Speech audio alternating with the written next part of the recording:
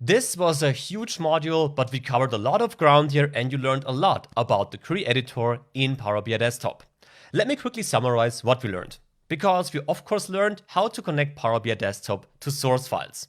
We also learned how to work on rows and columns. We saw how we can delete columns, delete rows, how to work on these, lots of things to tailor our dataset. We also learned how we can apply filters, how to change the format, and how to handle errors.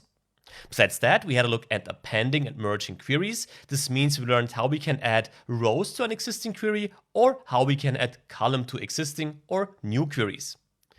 We also had a look at pivoting and unpivoting. With that, we were able to significantly change the structure of our project and also to reduce our column count. We also learned how we can split columns and how we can extract values, and we saw different application areas for both of these options. We also had a look at data schemas in general and specifically at the star schema. We created our own star schema in this module, and besides the different tools Power BI Desktop offers to create such schemas, we also saw how these schemas help us to keep our information structured and how to keep the overview of the data we have.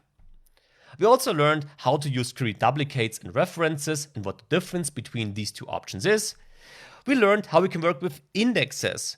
Generally, we saw how we can work with IDs, so with unique numbers, which allow us to identify a specific value in a specific table. And we also saw how we can create an own index with a default feature integrated into Power BI Desktop. We also learned how we can enter data manually, because besides the connection to the source file, we can also create data in Power BI Desktop itself. Also a nice feature which can be quite helpful in your own projects. We got started with creating new columns already when we worked with indexes, but you also learned how you can use conditional columns to specify what a specific field should contain depending on the condition in another column. And we had a look at very basic mathematical operations. So we saw, for example, how to multiply the values in a column. And finally, we had a look at project organization in general, for example, by using our groups, and we had a look at performance optimization. Because as you saw, Power BI Desktop is a very powerful tool, but it has some loading times in the query editor, which can be a bit cumbersome. But with the performance optimization, we learned why this is the case and why this is not the case anymore if we structure our project correctly and if we then continue with the work in our data model.